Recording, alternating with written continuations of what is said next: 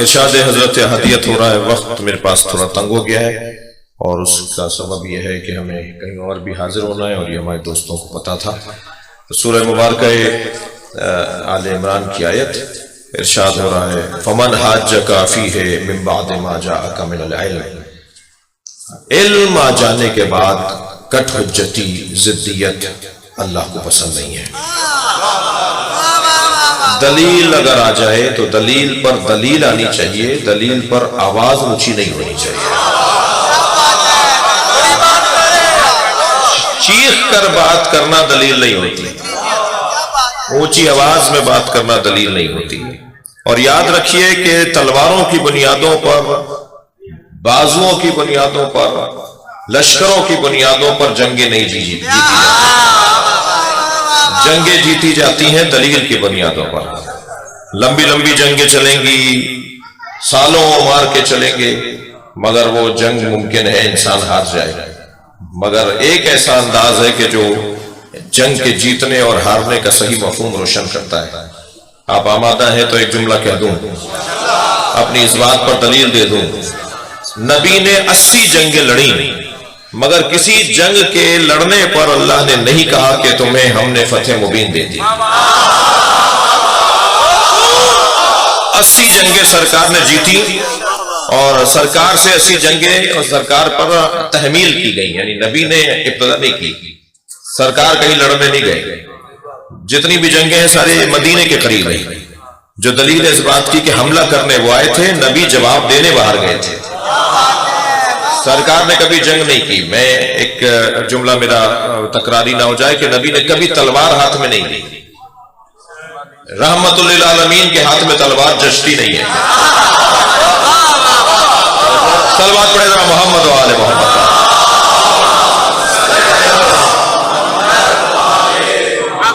तवज्जो कर रहे हैं आप? तो 80 जंगें सरकार ने जीती हैं, सराया गज़वात मिलाकर 80 जंगें सरकार के साथ दुश्मन का मुकाबला हुआ, मगर कहीं अल्लाह ने नहीं कहा खैबर जैसी जंग, खंदक जैसी जंग और बद्र जैसी जंग, मुश्किल तरीन जंगें सरकार ने लड़ी और सरकार ने जीती। ये तो कमाल व अजमत मुस्तफा है कि जंग अली जीतता है, नाम मुस्तफा का।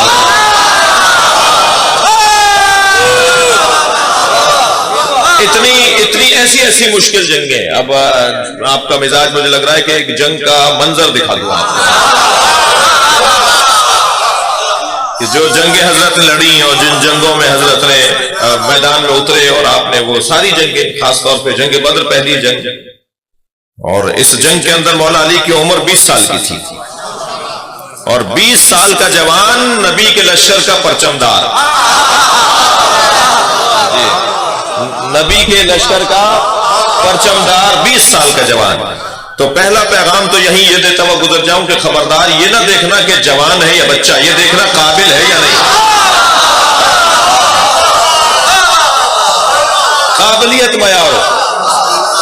तो मेरे मौला नबी ने मौला अली के हाथ में तलवार 20 साल की उम्र में दी।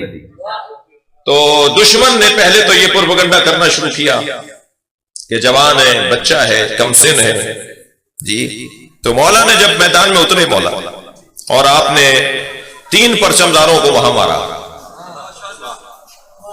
अब ऐसा मजमून आ गया है कि थोड़ी सी बात हो जानी चाहिए।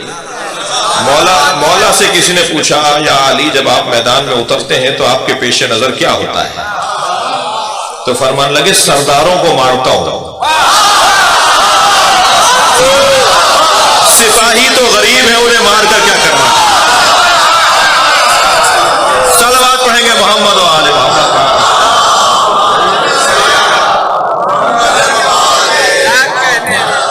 तो मेरे मौला ने पहले 3 परचमदारों को मारा।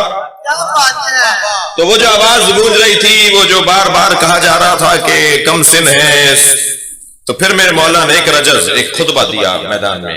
आवाज लगाई आपने, एक पूरा खुतबा दिया। उस रजज में 2 मिसरे हजरत किए थे, हदीसो सिन्नी बाजिलो सिन्नी हदीसो कुम, मेरे उम्र के बारे में तुम कुछ कह रहे हो, मेरी उम्र के बारे में तुम कुछ कह रहे हो, सुनो वले मिस्ल हाज़ा वलदतनी उम्मी, मुझे मेरी माँ ने इसी दिन के लिए जना था। सलावत पढ़ेंगे मोहम्मद व आले मोहम्मद।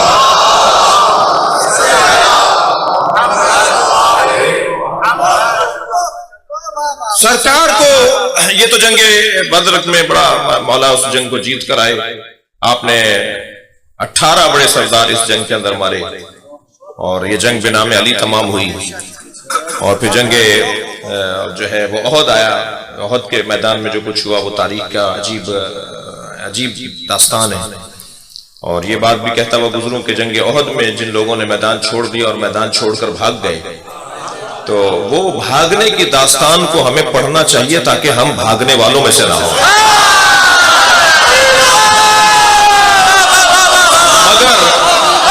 मगर ये जहन में रहे कि उन जंग ओहद में भागने वालों से मुताल्लिक़ जो कल आपने भी 2 मिसरे सुने और फिर उसके बाद आपने भी दाद दी और आपने भी जो है वो, और मेरे क़िबलागाही ने भी 2 मिसरे पढ़े अपने कलाम में, तो मैं आपसे गुजारिश करूं कि ये मजमा कुरान परस्त मजमा है, ये मजमा अल्लाह परस्त मजमा है।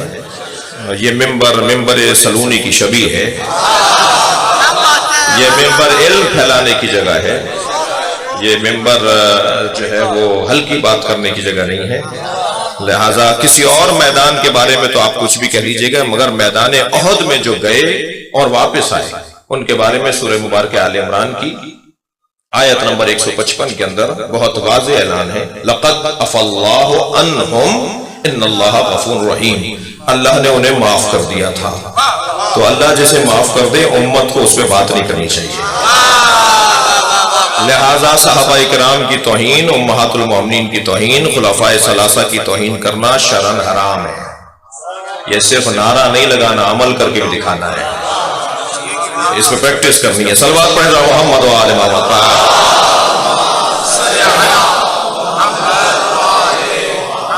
मैं किसी फर्द को बचाने के लिए कोशिश नहीं करूंगा। मुराद मेरी किसी भी जाकिर या किसी भी खतीब की, मुझे अपनी कौम को बचाना है। और बचाने से मुराद यह है कि जब ये हमारे फुकाहा ने फतवा दे दिया जी, तो फिर हम उस पे अमल करेंगे। तवज्जो है।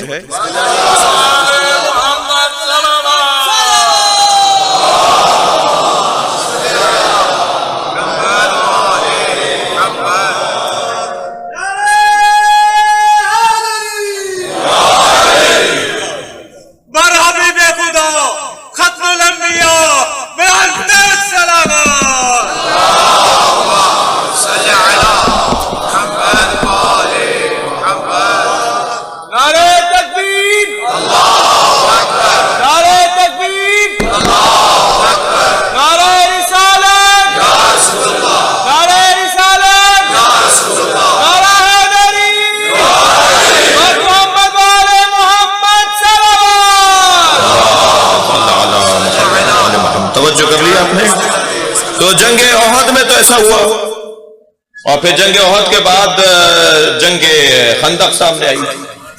तो जंगे बद्र पर जंगे खैबर सामने आई, फिर जंगे खंदक सामने आई। यानी तीसरी जंग जो है मुसलमानों से जो लड़ी गई वो खैबर की जंग है। चौथी जंग है खंदक की जंग। तो खैबर की जंग में और खंदक की जंग में भी बड़े हसीन मार्के हैं। ओहद की जंग का एक हसीन मरहला में आपको एक मंजर दिखा देता हूं। सरकार को मालूम हुआ कि ये एक किराए का कातिल लाए हैं, नौफल बिन खुबैला, जिसको इससे गरज नहीं है कि मैं मारने किसे जा रहा हूं, उसे गरज पैसे से है। मुमकिन है अभी मजलिस में कोई मुझे कहे मौलाना किराए के कातिल की इस्तिलाह तो आज की है।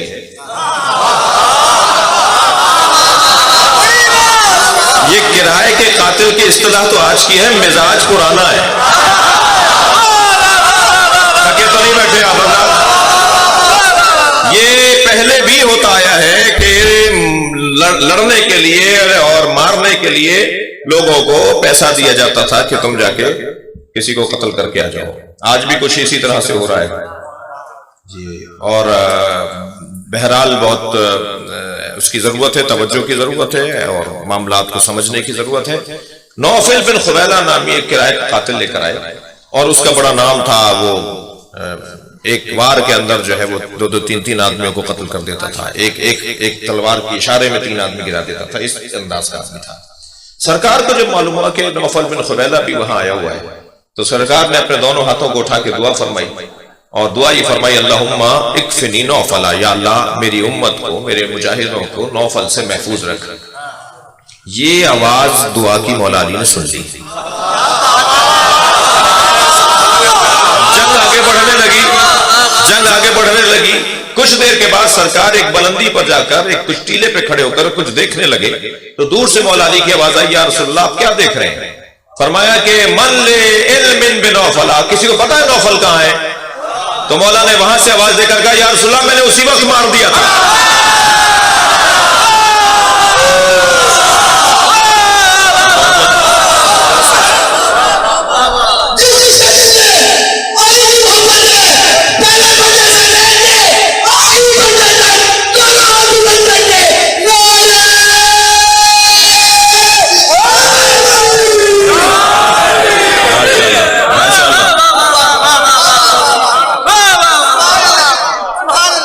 तो ये जो मैदान खास तौर पर मौला अली अलैहिस्सलाम, बहस नहीं होनी चाहिए, या दलील लेकर आओ या दलील मानो।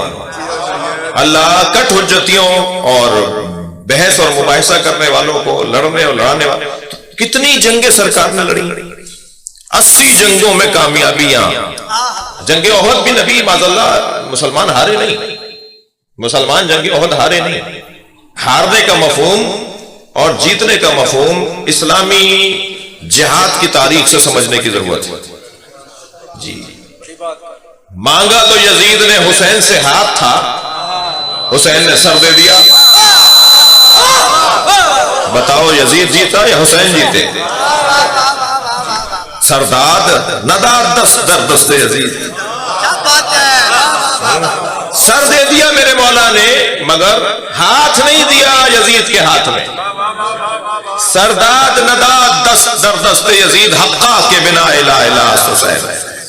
ख्वाजा अजमेर ने 4 मिसरों में शाह हुसैन, बादशाह हुसैन, दियस्त हुसैन, दीपना अस्त हुसैन, सरदाद नदाद दस्त यजीद, हक्का के बिना इला इला हुसैन। 4 मिसरों में 5 मरतबा हुसैन हुसैन बोला है।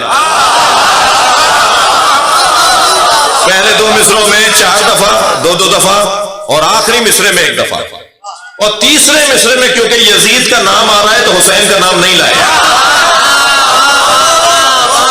जहां यजीद का नाम लिखा हो वहां हुसैन का नाम नहीं आएगा, बराबरी बनती नहीं है, साथ रखना बनता ही नहीं है। तो ये जो पैगाम है कि सर दे दिया मेरे मौला, कौन जीता कौन हारा, ये मफहूम अगर तारीख इस्लाम को पढ़ा जाए और मुजाहिदों की तारीख को पढ़ा जाए, साहबा इकराम की तारीख को पढ़ा जाए, तो बड़ा हसीन मंजर हमें नजर आता है। जुमला अर्ज कर रहा हूं, 80 कामयाब जंगे सरकार ने लड़ी, मगर किसी जंग के जीतने पर अल्लाह ने नहीं कहा कि हमने तुम्हें फतेह मुबीन दे दी। जब तलवारें रखवा कर कहा ना कलम चलाओ, तो कहा यह है इन्ना फतहना लका फतह मुबीना। ये जो तुमने बर्दाश्त का मुजाहिरा किया, यही सबसे बड़ी फतह है। सबसे बड़ी कामयाबी तहम्मुल मिजाजी और बर्दाश्त। दिक्कत चाहूंगा कई साल वापस चले जाएं, पहले तो कहा मोहम्मद रसूलुल्लाह काटो, हम मोहम्मद रसूलुल्लाह मानते ही नहीं। कहा क्या लिखें? कहा लिखो मोहम्मद इब्न अब्दुल्लाह। सरकार ने फरमाया या अली लिख दो। मोहम्मद रसूलुल्लाह काटकर मोहम्मद इब्न अब्दुल्लाह लिख दो। फिर पहली शकीया के वापस चले जाएं, हजरत ने फरमाया लिखो कि हम इस साल वापस जा रहे हैं, आइंदा साल आएंगे। सरकार ने फरमाया लिखो आइंदा साल आएंगे। इतने आदमी लेकर आएंगे, सरकार ने फरमाया अली लिखो इतने आदमी लेकर आएंगे। हमारा आदमी अगर इस दौरान में आपके पास आ जाए तो उसे वापस करना पड़ेगा। हजरत ने फरमाया अली लिखो इनका आदमी हमारे पास आ गया तो हम उसे वापस करेंगे, आपका आदमी हमारे पास आएगा हम वापस नहीं करेंगे। सरकार ने फरमाया लिखो अली हमारा आदमी इनके पास जाए तो ये वापस ना करें। भाई 1400 साल के बाद समझ में नहीं आ रहा तो उस वक्त के लोगों को शक करना था ना। सारी बातें उन्हीं की मान रहे हैं, शक हुआ ना उसे मान के लो। और एक साहब ने तो इतना कह दिया कि जितना आज शक हुआ पहले कभी शक नहीं हुआ। तो ये सारी बातें सरकार ने उनकी मान ली और मौला से कहते जा रहे हैं ये भी लिख दो, जो वो कह रहे हैं लिख दो, जो वो कह रहे हैं लिख दो। जी शक कर रहे हैं भाई, पैगंबर अकरम की हिकमत और मसलहत पर भी तो गौर करो। क्या खूब कहा मेरे मासूम इमाम ने कि अगर मोहम्मद रसूलुल्लाह सही था जो काटा गया तो मोहम्मद इब्ने अब्दुल्ला गलत कब था जो लिखा गया। सलावत पढ़ेंगे मोहम्मद वाले मोहम्मद। भाई अगर थके नहीं बैठे तो जुमला कहूं, ये वहां मोहम्मद और रसूलुल्लाह काट कर मोहम्मद इब्ने अब्दुल्ला लिखा गया जहां बापों का पता नहीं था।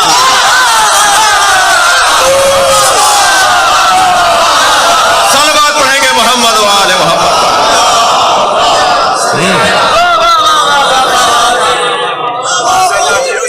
जी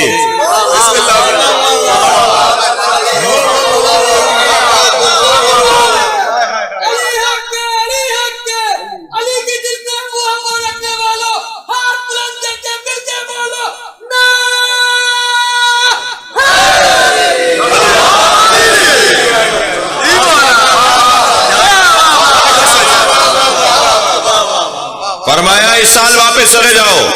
क्या बात है। तो क्या खाना काबा जा रहा था जो इस साल वापस चले जाएंगे तो आइंदा काबा नहीं रहेगा। जरा जिगर पे पत्थर बांध लो जी, जरा सब्र कर लो।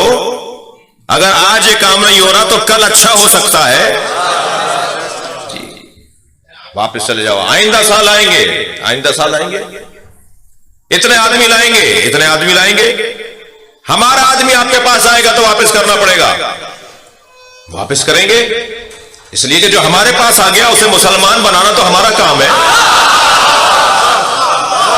और आपका आदमी अगर हमारे पास आ गया तो हम वापस नहीं करेंगे। जो हमें छोड़कर चला जाए उसे वापस मांगना क्यों है। सलावत पढ़ेंगे मोहम्मद वाले मोहम्मद।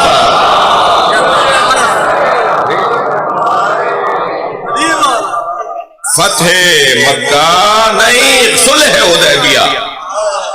बर्दाश्त और तहम्मुल मिजाजी मेरे अजीजों मेरे जवानों, क्योंकि मजलिस के इख्तिताम पे अलम की ज़ियारत होगी। यह अलम इस्तिआरा है सब्र और बर्दाश्त का। यह अलम इस्तिआरा है, इशारा है तहम्मुल मिजाजी का। यह अलम उस मर्द की निशानी है जिसने अपने आप की नफी करके खुद को अबुल फजल बना दिया, जिसने तमाम कमालात और फजाइल का अबुल फजल मालिक और वाला और साहिब बना दिया। बेटे का नाम फजल था, यही बात सही नहीं है, बल्कि फजाइल के जिसके यहां शिद्दत से फजाइल हो उसे कहा जाएगा अबुल फजल। शिद्दत से जहां फजाइल हो, जहां फजाइल का मजमुआ हो, जहां फजाइल का मरकज हो, उसे कहा जाएगा अबुल फजल। फजाइल 5 हैं, थके तो नहीं। फजाइल 5 हैं। पहला आया फजीलत का उन्वान इल्म है, जिसके पास इल्म नहीं है वो साहिब फजल नहीं है। दूसरा फजीलत का उन्वान शजाअत बहादुरी, जो डरपोक है वो साहिब फजीलत नहीं है, वो कुछ भी होगा हैसियत नहीं है उसकी जो डरपोक है, शुजाअत। तीसरी फजीलत का उन्वान सखावत, जो कंजूस है उसकी कोई हैसियत नहीं। चौथा उन्वान फजीलत गैरत, जो बेगैरत है। खैज के इसलिए बोला कि आपको बुरा ना लग जाए। जो बेगैरत है वो साहिब फजीलत नहीं है, उसकी कोई हैसियत नहीं है, बेगैरत है। मेरा दिल कर रहा है जरा गैरत की तारीफ हो जाए। गैरत की तारीफ यह है कि गैर को तसव्वुर में लाकर उसे अपने अंदर जगह न बनाना दिया जाए। पहले गैर को तसव्वुर में लाया जाए, गैर को तसव्वुर में लाकर उसे जगह न बनाने दी जाए, इसे गैरत कहा जाता है। तो पहले तो तय किया जाएगा कि गैर कौन है। मैं पंजाबी बोलता हूं, वो सिंधी बोलते हैं तो गैर है। मैं पंजाब में रहता हूं, वो सिंध में रहते हैं तो गैर है। मैं अगर आजम हूं और वो अरब है तो गैर है। मैं अगर शिया हूं तो वो सुन्नी है, गैर है, तो गैर किसे कहते हैं जी? गैर का मफहूम क्या है? गैर कहते किसे? मैं मौला अली से मदद मांगता हूं, क्या गैर खुदा से मांगता हूं?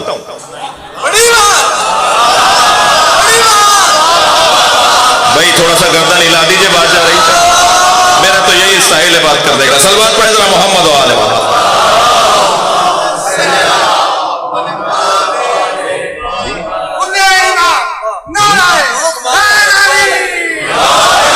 कहने लगे जी ये गैर खुदा के नाम पर ज़बीहा, जानवर ज़िबा करके गैर खुदा के लिए कुरान ने मना किया है। जानवर ज़िबा करके गैर खुदा के लिए खाना खिलाना, ज़िबा करना यह हराम है। अल्लाह मना कर रहा है कि जो हलाल किया जाए गैर खुदा के लिए, ले गैर अल्लाह, उसका खाना हराम है। तो ये न्याज बनाते हैं, जानवर ज़िबा करते हैं, खाने बनाते हैं, ये हुसैन के नाम पर ज़िबा करते हैं। क्या बात है। मैं उन्हें दो पैगाम देना चाहता हूं। पहला पैगाम तो यह है कि हम हुसैन के नाम पर पकने वाली न्याज में ज़िबा होने वाला जानवर क़िबले की तरफ लेटा के ज़िबा करते हैं, और जानवर के गले पर भी अल्लाहु अकबर और बिस्मिल्लाह पढ़ते हैं। हम करबला की तरफ रुख करके जानवर नहीं लिटाते क्या बात है। जी। हम या हुसैन कहकर जानवर ज़िबा नहीं करते। अगर हमने या हुसैन कहकर जानवर ज़िबा किया होता तो अभी तुम सोचते, हम उसका फिर एक और जवाब देते।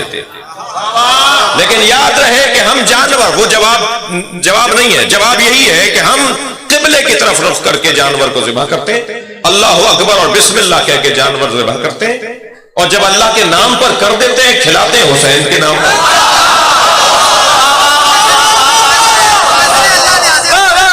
वो कितना अच्छा जुमला फकीर बोलता है, नजरे अल्लाह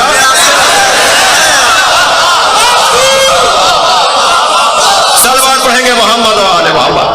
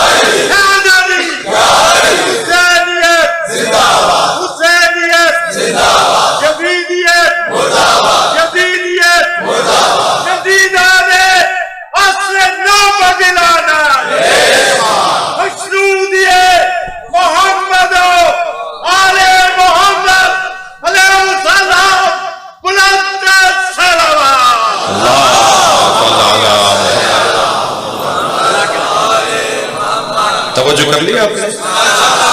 अगर मैं मौला अली से मदद मांगता हूं, और हाँ मांगता हूं,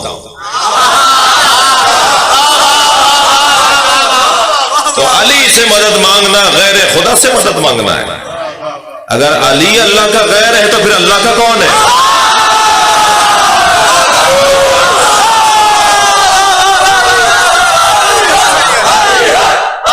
दिल का जवाब।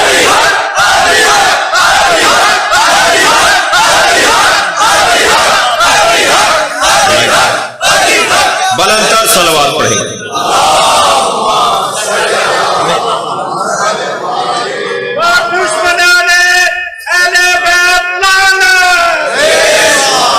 तवज्जो कर लिया आपने? अज़ीज़ान गिरामी, बात दलील से हो। मेरे मौला अली अलैहिस्सलाम के हाथ में कागज और कलम था, फरमाया ऐसे लिखो, और मौला अली ने ऐसा लिख दिया। कहने लगे कि कागज और कलम तो अली के पास होता था, जब नबी ने मांगा था तो दिया क्यों नहीं? तो हमारा गुजारिश ये है कि जब कागज और कलम अली के पास होता था तो फिर कोई और क्यों जवाब दे रहा है कि हमें किताब काफी है?